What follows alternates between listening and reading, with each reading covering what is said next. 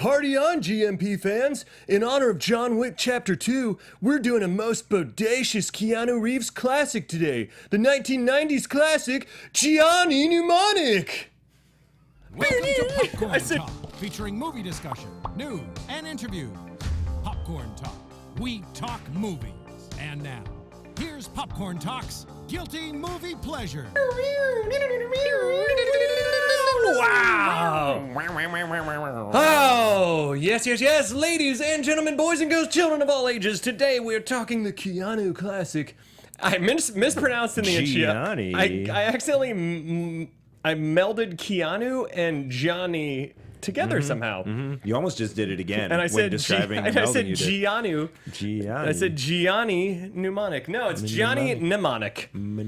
Which every time I spell this title, I have to look at the cover to spell it. Well, you were spelling it like pneumonia. Is what was going on. I sent out an email to everybody going, "Hey, this week we're doing Johnny Mnemonic, Mnemonic." Well, yeah. All right, yeah, he has pneumonia. It's a drama about Keanu Reeves trying to heal himself from pneumonia. So I saw the reason I forced Jesse to watch this is because I saw no one forces me to do anything. You're right. It's free will right over here. Oh wait, hey, I'm Ben Begley. I'm your host. I forget to do that. And Yeah, if in case you're just joining us for the first time, but let's be honest, it's our 12 diehard fans, and that's it. Who are you? Jesse McIntosh. Hey, I know you. But I'd like to welcome all the new fans. Yes. Because I'm into the new folks. Yes, What's yes, going on? yes. How's I'd like the to welcome 12? old and new and 12 old. people who are in between. Yeah. If there is such a thing. The in-between people. We'd like to welcome you. Yes. So did you see John Wick Chapter 2 yet? No, I haven't yet. Have you seen the first one? Not yet. Fuck, I know. Jesse. I'm waiting until all 5 are made, and then I'm going to watch it in a marathon. No, I know. It's literally one of the greatest action movie franchises in the last 20 years. This is literally, like, I can do 2 impressions. I can do Benicio del Toro from Usual Suspects, and I can do Keanu Reeves from the John Wick trailer. Do both right now. Okay, so here is Benicio del Toro. Give me the key, you fucking cocksucker. What the fuck?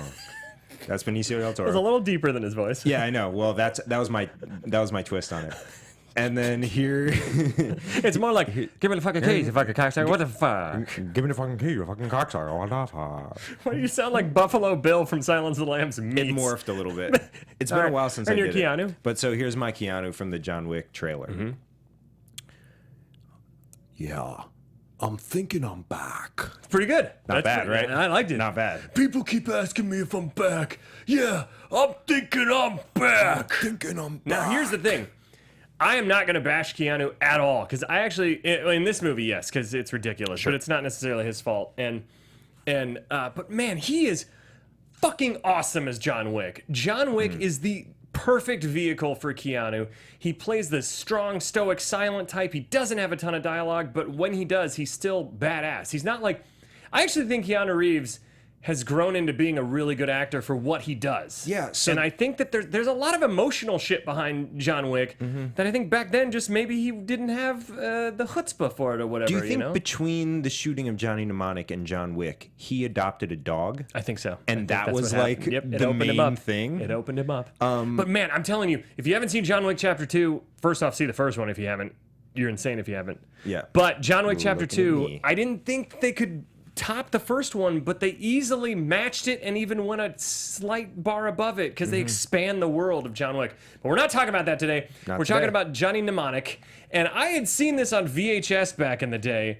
And when I told you about the movie, I was like, all I remember is he plugs something into his brain and there's a dolphin. Yep. That has telekinetic powers, I think, and iced tea. Yeah. And Dina Meyer's almost boobs.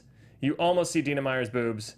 Right. Because she's in Starship Troopers and shows full boobs. And this was I've met her in real life. She's a lovely person. prelude And to I that. feel bad that I said that after talking about her boobs for so much. But that was a teenage Ben thinking that. Ben is working some issues out right in front of your eyes right now.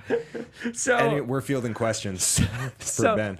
So I had a vague memory of all this. Yeah. What did you think seeing it for the first time? Okay, I think what I told you on the phone is I'm not surprised that your memory of this movie was vague. Yeah. Because I watched it in 2 parts.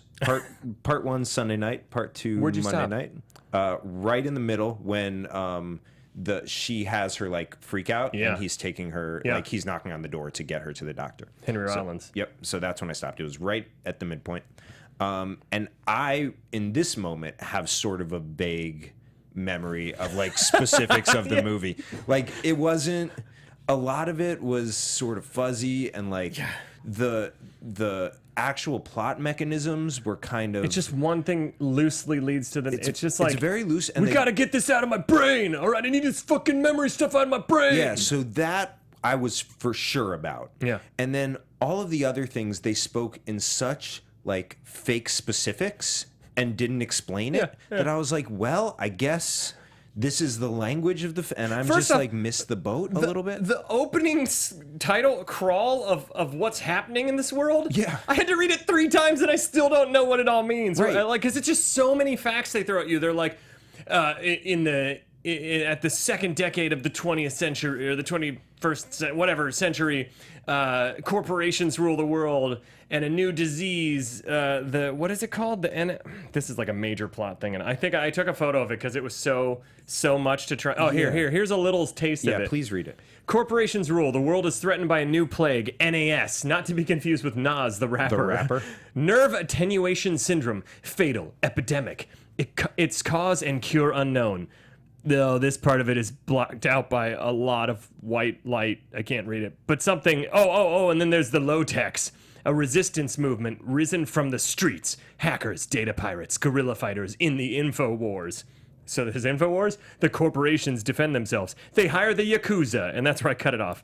So the setup is that there's all these guerrilla, like, hackers and stuff that dress like rejects from a Mad Max Beyond Thunderdome extra wardrobe set. Yeah. And then there's the corporations who solely rely on the Yakuza. That's it. Yeah. Like nobody else. Right. And Dolph Jesus, which we'll get to. Which we will In spend fact, we most may of our spend show this on. entire show on Dolph Jesus. You thought we were doing Johnny Mnemonic. We're doing Dolph Jesus. I will say that this movie's terrible, but it's awesome because it has that 90s nostalgic, ridiculous. It's not. This is to me an epitome of a guilty movie pleasure, where you watch this and you're just like, what am I watching? Yeah. But it's hilarious. At least it's so bad it's good, in my opinion. Yeah. I don't know if you felt that way. Or are you torn? I'm a little bit torn, and this is This hat doesn't fit me properly. Unlike- Sorry, it's just really bothering me right now. Make your head bigger. No, I can't. That's the problem. Hold your It's breath. I had to unbuckle it. Look, Oh. it's unbuckled, and I'm just free flapping it in the back, and it still doesn't fit my giant dome. That's free flapping. Tweet at Merriam-Webster. Free flapping. Hashtag free flapping. All right. Is word of the year 2017. Yeah. So this is like on a much smaller scale. The same reaction I had to the movie Boyhood. I really wish that Boyhood was compared to Johnny Mnemonic more. I think it's the only comparison you can make. Because, and for this specific reason, I'm so excited to hear because the concept of Boyhood is an awesome concept. It's filming the same people over the course of 12 years is a tremendous idea. Yeah. And I saw the movie and I was like, well, this wasn't executed. They didn't do anything. This was shitty. And they had a responsibility to the concept to make this a much more enjoyable film. I will agree that I liked Boyhood, but I only think I liked it because of the gimmick. Because of the gimmick. Because I was like, oh, this is kind of neat. But it was Right. like, nothing happens. Right. Nothing happened. And it just it turns into just an hour and a half what you're conversation. But so You're what I'm saying saying Johnny is, Mnemonic you would take over Boyhood. Oh, for sure. Yeah. Like Boyhood, because of that, like it was a fine movie, but because of that, It's like 2.5 hours. One of my least favorite movies because I like had such an expectation. But this is such a cool concept, and I don't think that it has been done before. I think this killed the idea. I think this killed it. I don't think it'll ever be done again. It should. Someone should do it, but better. Someone should remake Johnny Mnemonic Yeah. and make it better. Yeah. If you're looking for properties, just change the title. You don't need to make it a reboot. Did they ever say mnemonic? Like, was that ever a thing? Because he's a mnemonic courier. That's the only thing. He's a mnemonic courier, but he goes by Johnny Smith. He goes by John, no last name. Johnny Smith. John, no name. So let's do the plot in another 3 minutes All because this movie ages horribly, but it's so fun. I think it's hilarious still. So plot in under 3 minutes. We're going to try and do this. God, I don't even know if I can remember it all. It's going to be really hard for me. It's so rough. Okay, here we go. Full Are we ready disclosure. in the booth, Steve? About ready for you. About ready? Yeah. give me Okay. 1 second. Let me know when you are ready. We're going to just keep on killing time with Johnny Mnemonic. Okay, I'm ready. All right. In was 3, well done. 2, one. So we start off with that longest opening title crawl we've ever seen. It's like 4 of any Star Wars movie. I had to turn the page. Yeah, you just had to turn the page. We have there's internet TVs. There's all this stuff, and then Johnny Mnemonic is like, "Hey, how about it, Ralphie? What's going on? What's the deal?" And he goes and he talks to these guys that are like really nervous and fidgety, and they put this. First, we find out that he only has 80 gigs he can store in his head, but he ups it to 120, and then they give him 320, which is making his brain like fry. The Yakuza show up. He fights a bald guy. He gets out the other. Everybody else gets shot in really hilarious death scenes that look really cheesy.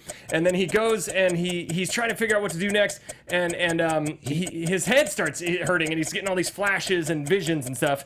And then we realize that the Yakuza's working with the corporation Pharmacon. Yep, and he ends up going to Newark. Yeah, Newark. New Newark Jersey, is where he has to go. To find the doctor who can extract this information before he gets killed and before his head explodes. Yeah. And then we're intro to Dina Meyer's character, Jade, who desperately wants to be a bodyguard to the skeeziest man ever. Ralphie, skeeziest boss ever, by the way. Yeah. And he has one man dressed as a woman and one woman who just looks like a man, and they have really, really two Wong Fu, thanks for everything, Julian Newmar makeup on. And anyways, so they get in a fight, and so we find out that she can't be a bodyguard for him because she is afflicted with NAS. Yeah. Yes, and not NAS, NAS. Both. And so what happens is Johnny Mnemonic shows up. He realizes he's been double crossed. The Yakuza shows up. He's like, "Ralphie, you fucked me over, you piece of shit." And then he escapes because Jade comes in and kicks some people, and then the Yakuza guy has this like the thumbnail thing that he goes and cuts cool. people. This It's laser thing, cool. which they need to just make a movie on that. But so then they get away, and then she she starts Freaks out, having an episode, and so she gets the doctor's name out, and he's like, "All right, we're gonna go to the They go to doctor." Spider. Yep. Yeah. So they go to Spider, and Spider starts working on her, and then he's like, "While we're here, can you work on me also?" Yeah. And then they go to another place, another hospital. Then they go to like a ward, like a homeless shelter. Yeah. It seems like. And he's like, "I'm the guy, like the doctor they told you the name of, who you were supposed to go to." We all are the guy. We all are the guy. We all are Negan. Yeah. And so then he starts fixing him there, and then before he can get all the information, the Yakuza show up, kill Henry Rollins. No, Dolph Jesus. We'll get to how he gets introduced because it makes no sense. He gets okay. So Dolph Jesus shows up, kills Henry Rollins, and then they go to the bridge where they're in heaven, where the low tech and Ice-T and his headquarters is, and they go in there, and he tells the Pharmacon guy to meet him there, which actually kind of sucks because then he gets all the low tech people killed because he brought these people there. There's this big nonsensical battle. There's a dolphin with a the dolphin is actually like who can fix this problem. There's a telekinetic dolphin. We find out what's in his head is the cure to NAS. Pharmacon's cure that they want to monetize. And so they're trying to get the cure out. They figure out the last image because the last image is the Pharmacon woman who died and is the ghost in the machine. And then you realize that B. Takeshi's character, who's Takashi in the movie, he gets double crossed, he gets shot. And then Johnny Mnemonic, they get the cure and the low text by J-Bone, he blasts it out there and he says, "Get your VCRs ready. Here you go, gonna blow your mind." And then Dolph Jesus gets electrocuted and melts, and then you think he's alive and he's not. And everybody wants, and then they blow up the Pharmacon building, and that's the end. Yeah! The end. Oh my god, I actually had to start filling in more at the end there because I realized I reached the end and then had like 10 seconds to go still. A lot of times, like when we do this, you hit a moment and I'm like, yes, I can take it from here. I know exactly what happened for the next half an hour of this film, like in detail. And that one, you took most of the way because I was like, fuck. I forgot. You handled the first like 30 to 40 minutes for me because I forgot. Yeah. It's so here's the thing. Today, we're going to kind of give you the lowdown on the plot, but I'd rather just focus on the most ridiculous moments. Because Jesse has to get to work. I was late, blah, blah, blah. Whatever, who cares? We're going to make this a fun show. We're going to make it a fun show. Hey. It's going to be tremendous. Hey, with the hat thing and everything. My favorite thing first is Ralphie is the shadiest, weirdest boss. He's played by Udo Kier, I think is the guy's name. He was like an interchangeable villain back in the 90s who just always played these kind of creepy, weird, sort of a little bit of bad guys who's like, "Listen, John, my accent is just general Eastern European, and I'm going to be bad." And he always plays a guy who's a little bit terrified. He's like a badass until someone more badass comes, and then he's like, "Ooh!" He gets super scared real quick. He hides behind the computer screen very well. Yeah, he's like a troll from the 90s. He's an internet troll. Yeah. He hides behind a lot of cigarette smoke and his two Wong Fu bodyguards, and he's just constantly smoking and puffing it at the camera. And when we first get introduced, Johnny Mnemonic is, I want to keep saying mnemonic, like pneumonia. He's talking to him on a video phone on like a really shitty version of Skype. Can we play clip number 1? How about it, Ralphie? You said you'd lock down a date for the procedure. And hello to you too. Ralphie, the date. When? I'm sorry. Wait. We're gonna play that again because if you listen, it doesn't even sound like they're actually having a conversation. It sounds like I know they clearly he's not actually watching and having a live stream because of the way filmmaking is. But they didn't even try to make it seem like they're having a. It's so stop and start and staccato. Can we play it one more time just because the performances are so Ralphie? good? You said you'd lock down a date for the procedure. And hello to you too. Ralphie, the date. When? There's such a beat between each one. Ralphie, and hello to you too. Do you know what this is? Like, so this is just a little inside baseball, but like when you shoot a wide shot, you can have as much overlap in dialogue as you want. It doesn't matter. When you're shooting someone's close up, that person's dialogue needs to be clean. Yeah. So you don't overlap it at all. And what it sounds like is they just used that. And they didn't have like an actual conversation happening. It was just like, okay, we got that shot. Holy cut, shit. Moving on to the next shot. Like, it seems so disjointed. And like that is a great example, but like I felt, and this is probably in a lot of like older action films, but it felt like a lot of the fight scenes had a similar vibe visually.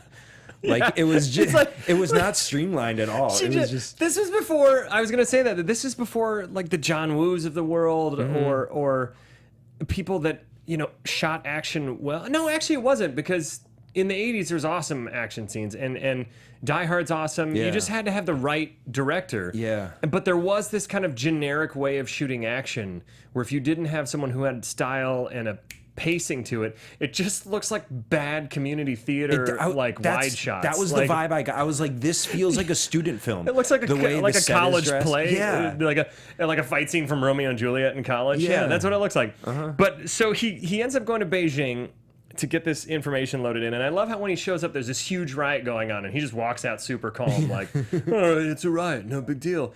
And on the TV, we get our first glimpse of J-Bone, which is Ice-T's character. And Ice-T is like the leader of the resistance, but he doesn't really ever do anything in the movie other than just say really cool shit. He sits in his like catbird seat up in his perch, called Heaven, and it's just a bunch of junk in the sky. and they don't do anything. They don't do anything. And in the end action scene, he is completely non-existent. And then at the end shows up and goes, let me upload that for you. What do you think he did before this happened? Was He's he super bad. He was an IT guy who went like super hardcore. He was like the Time Warner cable guy who like comes to your house and like replaces your box and like can't do anything else. And when the beyond world that. went to shit, he was like, I'm gonna put on a new persona. People are gonna know me. Like, I don't want to ruin it in case people haven't seen Walking Dead, but there's a character on Walking Dead this season who's done similar. Anyways, so let's play clip number 2. Daryl? This is J-Bone. Snatch back your brain, zombie. Snatch it back and hold it. Snatch back your brain, zombie. Snatch it back and hold it. Okay. Well, no, I would say put it back in your head. I guess if you have it, don't just hold it. That was actually a lyric from one of Ice-T's rap songs, I believe. I think so. What was the name of that song? Zombie Brain. Zombie Brain. Oh, one of my jams. Yeah. And it would kick in and be like, and then it hit. Snatch back your brain, zombie. Snatch it back and hold it. Clearly, I'm not a beatboxer. No, but that was a good approximation. Yeah. And the reason I didn't remember that song is because that was the ringtone on my flip phone, but there were no words. It was just the like digital beat. Yeah. So I forgot that was an actual song, but that was so.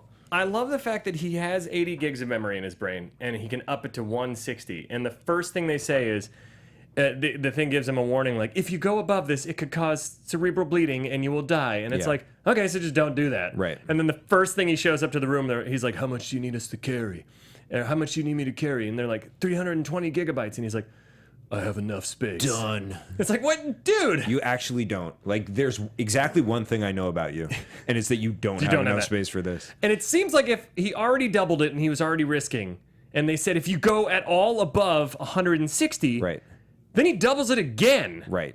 Which is now quadruple his actual limit.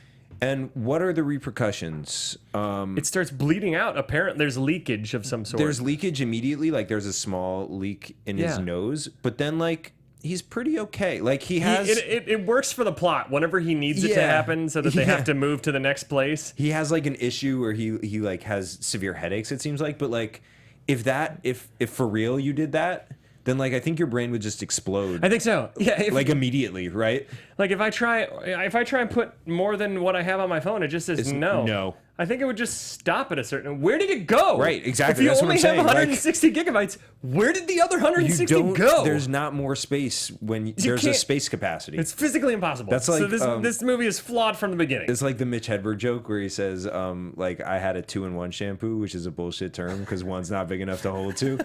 That's exactly what this is. Yeah. Like, so once you hit that cutoff, Yeah, and like you doesn't make any drop the sense. rest of the information. The other thing is like the two guys who had clearly never transferred information before. Like these two guys are like the most new, but they have the biggest file, and it turns out to be the most important file in the world Because they were Like, ex-Pharmacon employees, is what you Yeah. find out later. But so they've never transferred information before. This is the first time, and it's the most important thing. It seems, yeah. I mean, you should have started off a little bit lower and tried it first. Yeah, just sampled it But- or like passed this off to someone who knew what he was doing. The thing that's also funny to me is that so we find out the reason he's doing this is because he gave away his long-term memory to have this, and he has glimpses of his childhood, but he doesn't remember it, and so he's upset about that, you know, and so I guess he's trying to reclaim his childhood, even though he already gave it away. Like he wants to get out of the game, right? I think so. He's like a hitman who wants to get out of the game. Yeah, this is the thing where He's a like mnemonic courier I who wants want to dump this part of like Yeah. you know, where you insert the Yeah. information. I want to get rid of that so I can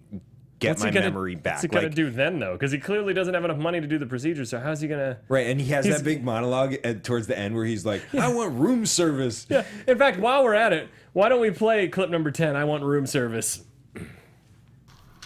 I want room service! I want the club sandwich. I want the cold Mexican beer. I want a $10,000 a night hooker. I mean, if he has enough money for all that, how much is this procedure? And if it is that much, he's tapped out. He's never gonna get that stuff again. Yeah. Maybe that's his frustration. Well, and what a strange dream. Like, Well, I mean, to be honest though, I've had a similar experience. Please tell me I about was it. in Vegas for a bachelor party, and I didn't pick the hotel. I would have picked a swanky hotel, you know, like I don't know, Bellagio. or something. Yeah. And they Cosmopolitan. picked Hooters, and I was like, oh man. And then Hooters was all booked, so then we ended up staying at the Stratosphere, which is way off the strip. Nope. It's not fun if you got to take an Uber every time, and back then it wasn't even Uber; it was a cab. And Expensive. I It's I went to expensive. the top of the Stratosphere, and I was so frustrated because we hadn't drank yet, we hadn't really gambled except for in the shitty casino at the Stratosphere, and I just screamed out to the Vegas gods. I want room service! I want the club sandwich. I want the cold Mexican beer. I want a $10,000 a night hooker. It's a weird progression. He wants room service, and from room service, Yeah. he wants a club sandwich. he wants the club sandwich. The club sandwich. This is The specific- he has a specific club sandwich in mind. And then he's wants visualizing a club a sandwich. cold Mexican beer, and then a $10,000 a night hooker. That's what I'm saying. Like he like lowballed the first two, and he was like, He "Cause said- I'm saving the cash in my pocket." It's so stupid. And then it gives you no reason to like this character when you're 2/3 of the way through the movie and this is what he's whining about. It's a very strange outburst. We're gonna keep moving on the trek that we were on. Yeah, sorry, I derailed. I love It's it. just No, I love it. A weird. So we forgot to play the sound clip when he shows up to all these guys. They pull out like 17 guns on him. And can we play clip number 3? This is how he responds to 17 Double guns. cheese anchovies? Play it again. Sorry. Double cheese anchovies? It's like this smug 90s like comedy line where he flips up the briefcase. Double cheese anchovies? It doesn't make any sense. And then they're like, you're the guy? I'm John Smith. Okay. Well, perfect. All right. And now you've promised us pizza. Yeah, there better be a pizza in that briefcase. Open that briefcase up. So he logs in and he his hit me. Can we play clip number 4? This is what happens. He puts in a mouth guard and plugs in. This looks like a antenna into his head. Hit me.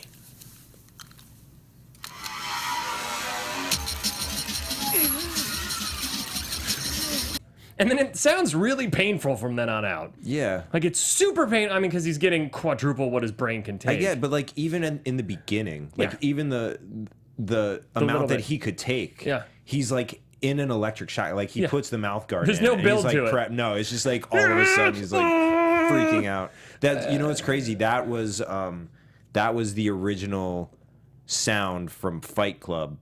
When Brad Pitt and Edward Norton were outside. I remember that. It ended up as Brad Pitt saying, I want you to hit me as hard as you can. But originally when they shot it, it was more of like a fun disco theme. Yeah. Hit me.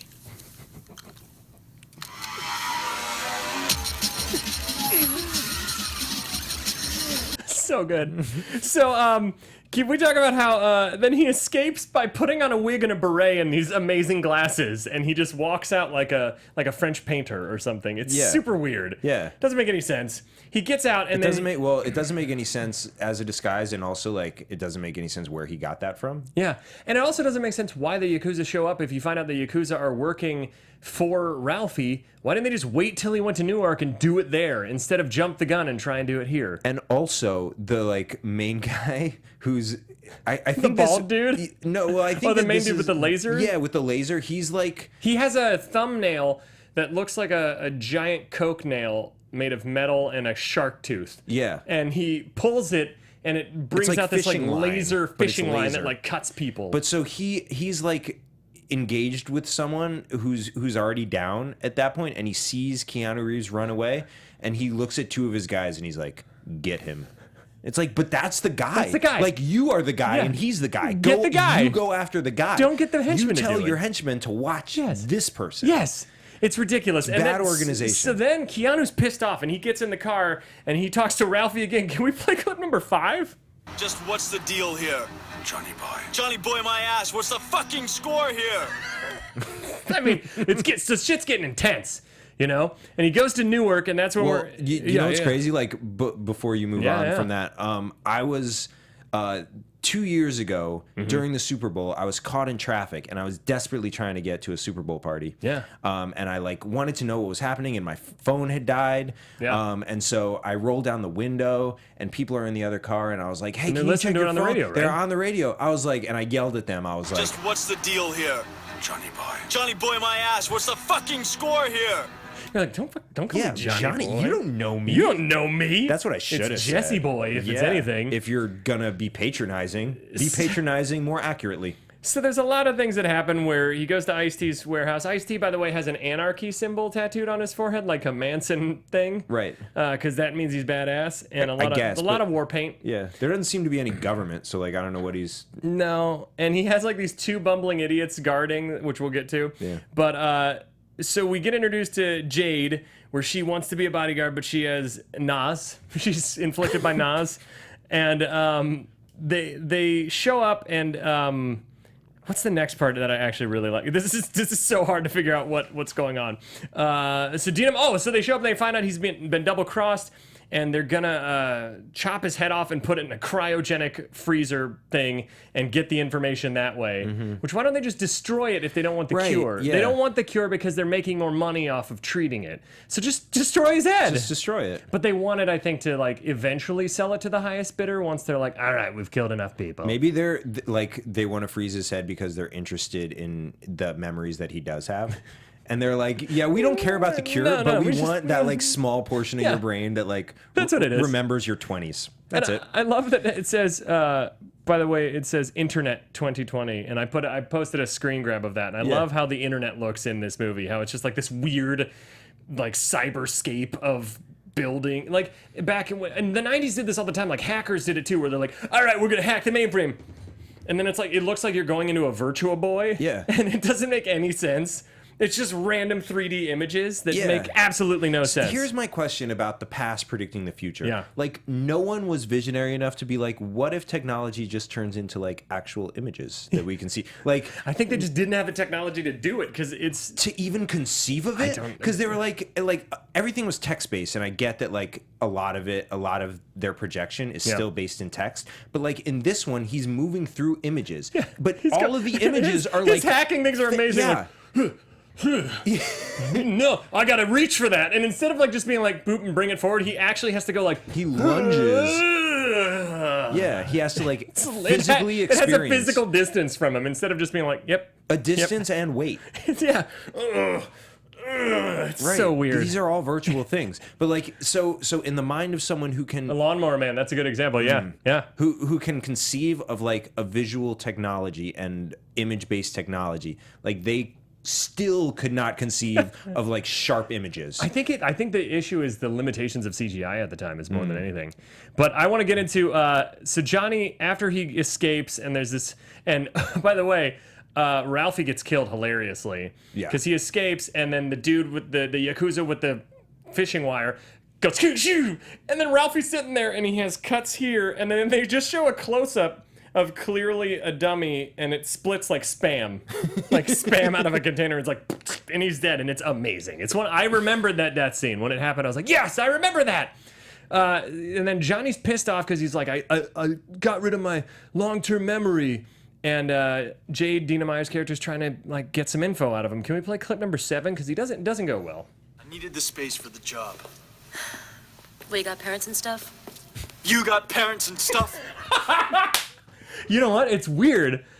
It's weird because this has happened to me before. I was on a first date back when I first got out here, and this girl was just being really too personal about stuff, and I just had an argument with my parents. I love my parents, but we'd argued about some bullshit that I was just frustrated with them at the moment. And she kept prying and trying to learn more about me, and she like was like, "You want some more wine?" I'm like, "No, I'm good." And then she looked at me and was like, "Well, let's talk about something else." And she said, I needed the space for the job. "Well, I said that, yeah, I forgot." Well, you got parents and stuff? You got parents and stuff? I got really upset, and then the date ended very quickly. 'Cause Sure. If you should never answer a question repeating it just more annoyed. Right. Unless you're doing a shitty Meisner exercise in acting class. Then you're required to do that. Then you're required to do that. Yeah, well, I didn't ask you a question, okay, but okay, yeah, you know, no, yeah. that was a perfect example. Yeah, no, that's what I did. I was flying on a plane when I was 8 years old, Mm-hmm. and the 2 seats next to me and the 3 seats behind me, they were all empty. And I just like put jackets put all your down. stuff Yeah, I out, put all yeah. my stuff down. You had a lot of stuff when you were 8? I had stuff. Yeah. And Flight attendant? Flight attendant. I was like airplane attendant. That's not what it is. It's a flight attendant. Came by, and she looked at me, and I was like, I needed the space for the job. Well, you got parents and stuff? You got parents and stuff? I mean, obviously he has parents and stuff. right. Because he's here. I would have preferred that she equally emphasized both the parents and the stuff. Yeah. Because I had both. And I just, at the moment, only had my stuff. So we got to get into Henry Rollins' character because, well, first off, Dolph Jesus comes in. Halfway through the movie, out of nowhere, the Yakuza goes, "Bring in this guy." I don't even remember what his name is. I just call him Dolph Jesus. Doesn't matter. He walks around. He has long flowing hair, a beard, literally cosplaying as Jesus with a shepherd's staff. And they reveal that most of his body is mechanical. And we'll get to that because he shows up very soon. But Henry Rollins goes off on a very overt rant, which is clearly the message of this movie at the time when internet and everything was taking over. Can we play clip number 8? So what does cause it? What causes it? The world causes it. This causes it. This causes it. This causes it. Information overload. All the electronics around you poisoning the airwaves. Technological fucking civilization. But we still have all this shit because we can't live without it. You know that's like, I mean, it's true. that was sort of the log line. That's actually, right? you know And what? it remains true. You know what? Like, as kind of overt and silly as that comes across, there is a real message there in this super silly movie. But, like, we don't know the long-term effects of having a fucking iPhone against your leg. How many of us are going to have our thighs amputated? Sure. There were a Just lot our of thighs. Like, not our knees or anything. Just the thigh. I keep it in my back pocket, so my Just your left butt cheek Your left is butt cheek done. amputated, yeah. Amputated, yeah. But I would like it replaced. Just amputated. Yeah, if anyone knows a guy. But so there were a lot of like central issues in this movie that were like pretty predictive, like corporations ruling the world and instead like of just the idea of like wanting to control disease rather than cure it. Like that's definitely there's some cool ideas. That's definitely a thing. There's some cool ideas like kind of buried underneath a really poorly executed science fiction film. Yeah, and unfortunately, like that line was delivered in such a way that like it sort of got blended into the rest of the stuff, because it was like and we heard this in the Keanu like freaking out about room service, but like people had outbursts in this movie randomly and about random things. It comes out of nowhere. And it's like, Dolph Jesus is the weirdest. Yeah, and I'm really sorry, but like that drowns your message out when Keanu's yelling about the club sandwich and a $10,000 night and hooker. a $10,000 night hooker, and then Dolph the Jesus. actual message is being yelled about also. Dolph Jesus is the world's worst assassin. His plan, when Spider and Jade and Johnny are getting away in Spider's giant metal like mech RV, is just walk out in front of them on the street and go, "Can we?" This is what he says. He stands in front of their vehicle and then gets hit. Can we play clip number 9, please? Hold, sinners! Fuck! And Johnny yells, "Fuck!" You know, here's the thing. This actually happened to me in college. There was this evangelical preacher. I have nothing against religion, but I do get annoyed when people try and shove it down your throat. And on Halloween specifically, people were dressed up, and he was calling us all sinners. He was calling us all like perverts and all kinds of stuff, because people were dressed scantily or whatever, or as violent characters or as superheroes, worshiping false idols and stuff.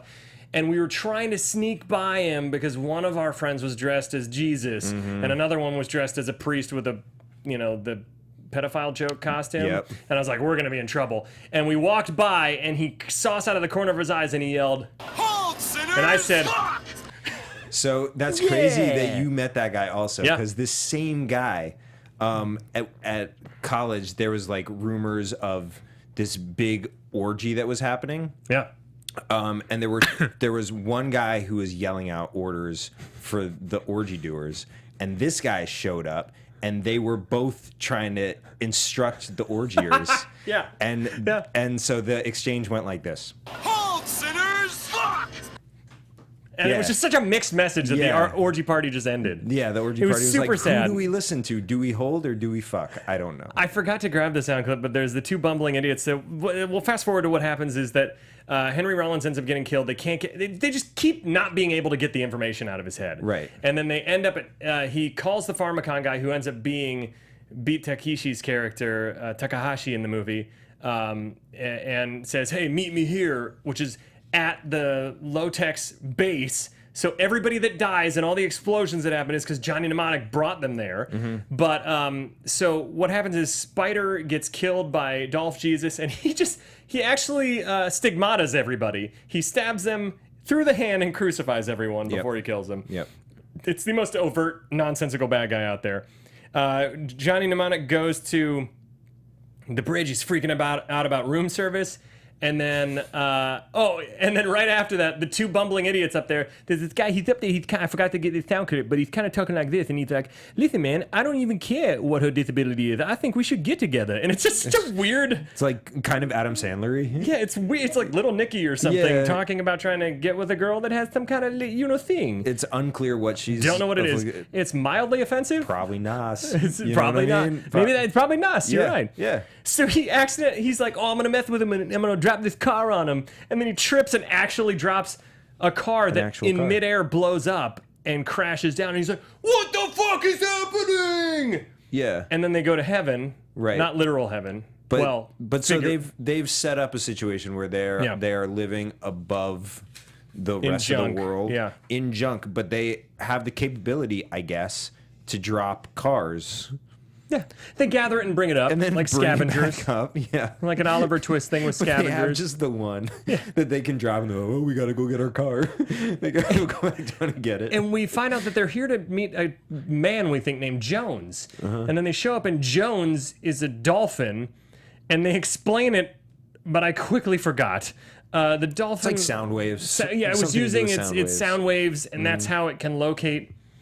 So, long story short, the Yakuza show up. They have these grappling hooks made out of yarn, and they start blowing up things and attacking the Low-Techs, while Johnny is hooked in, trying to navigate in a hilarious. It looks like a Max Headroom Sega CD cutscene as he's trying to navigate, and there's a dolphin swimming and helping him. None of it makes any sense. It really doesn't. And somehow he gets the third image he needs to unlock the code. Yep. And then Dolph Jesus shows up after Johnny and the bad guy have this awesome fight where not really, and they end up hanging loose, and he grabs the thumbnail thing and cuts off the dude's head, and then in slow motion his head and a trash bin of some sort, like a dumpster? freight crane or a freight train, whatever. I don't care. He falls down with this giant piece of junk, and his head's gone. And Dolph Jesus shows up and confronts Jade. And can we play clip number 11, please? Jesus time. That's what Jesus said when he would perform miracles. Yeah, when he turned water into wine. When he turned water into wine, he was about whole to crowd do it. gasped. He eyed the crowd and he was like, Jesus time. Jesus time. You know, I don't even. It's such a weird clip. You could go on for days with it. Oh my god, what a weird overt thing to say. To be like Jesus time. Was that an ad lib or was that written? Do you think it had to have been written? I feel no one. Like, you can't create this character and not do something dumb like that. Like, it's the stupidest thing I've ever. It's so strange. Like, there was such.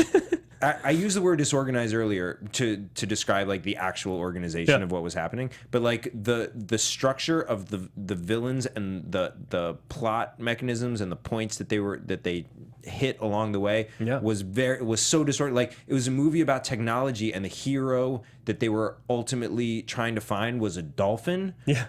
It doesn't make any sense. It doesn't, and then like the main villain was Jesus time. Jesus.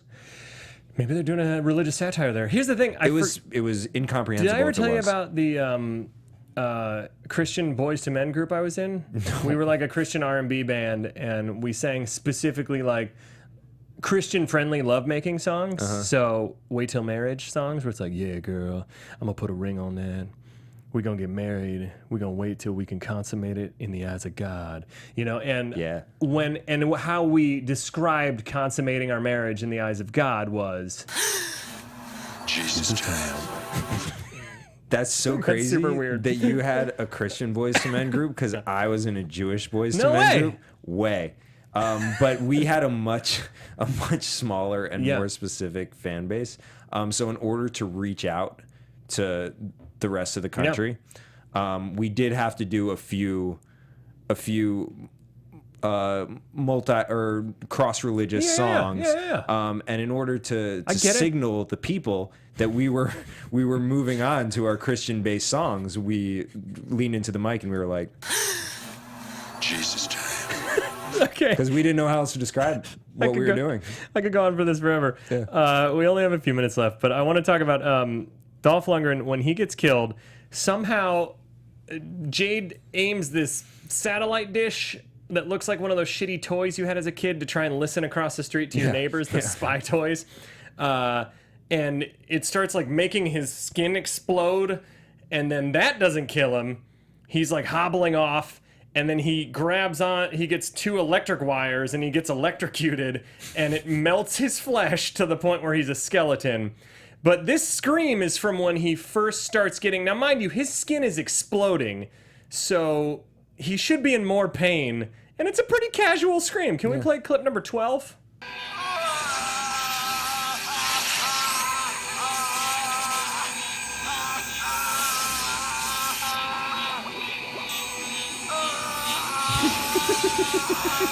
Yeah, I mean, I don't want to downplay his pain there, but I let out a similar guttural cry when I got in the hot tub. Yeah. Because what I did is I was at not Burke Williams, but like a cheaper place spa, and I'd done the cold deluge where you get freezing cold water and then you jump in the hot tub, and it's a really big shock to your system. Yeah. So when I got back in the hot tub, it was fucking hot, and I just was like, this is my foot going in, my leg, my chest. But it felt so good, and there was the bubbles too. and then you jumped. Someone else jumped in the so hot many tub. cannonballs. Yeah, it's really that's dangerous. Yeah. When I was 10 years old, me and my friends did a challenge where like who can stare at the sun the longest. Oh yeah. I think we did that too. It's stupid. Yeah. Why did we do that shit? Because you're idiots. And so I was like, I can do it for sure. And I had done it for 10 seconds, and there was one guy who like wouldn't stop. And so we were both just staring at the sun, and I was like,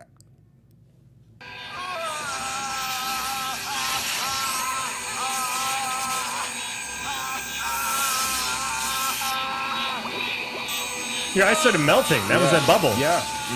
I'll tell you what. I just tried to look at this LED light for about me 5 too. seconds, I did the and I exact couldn't same handle thing. it. I can't see couldn't you right handle it. Yeah, it really hurt. So then J-Bone, they finally get the information out, and J-Bone gives his one last shout out where they broadcast the cure to the world so everybody can have it, which is a cool message. Again, buried in a really dumb movie. Right. Can we play J-Bone's shout out? Because this is, mind you, 2021, and I would love for you to pay close attention to how they're going to record this. Listen up, world. This is the last blast from Low-Tech World Headquarters. And believe this, we're going out with a bang, baby. So get your VCRs ready, because we got what you need.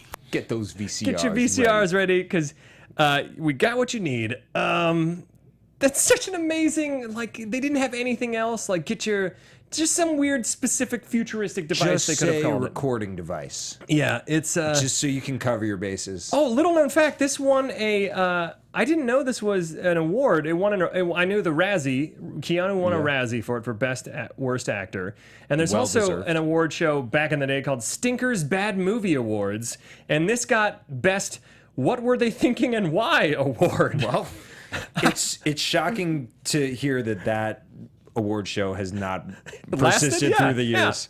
That's fascinating. That is all the time we have for today on Johnny Mnemonic, not pneumonic or pneumoniac. Jesse, where can they find you until next time? You can find me at Twitter and Instagram at Too Much Jesse. Check out Prom Losers. We did something for President's Day this week, so check it out. All right, and I'm at the Ben Begley on Instagram and Twitter, at Funhouse Mass on Funhouse Massacre. You can also follow us at Guilty Movie Guys. Tweet at us suggestions. We'd love to hear from you, and tell us what you thought of this video. Tell us what your favorite 90s shitty technology device is. Also, let us know if you think Keanu Reeves was in the 90s a movie star. I would love to know the answer to that. And go see John Wick Chapter 2. Let me know what you thought about it. Tweet at me. I'm really excited about that. Until next time, ladies and gentlemen, what is your guilty movie pleasure?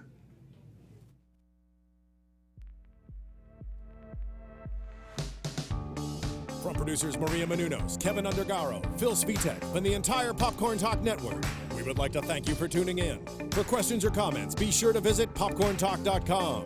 I'm Sir Richard Wentworth, and this has been a presentation of the Popcorn Talk Network. The views expressed herein are those of the hosts only and do not necessarily reflect the views of the Popcorn Talk Network or its owners or principals.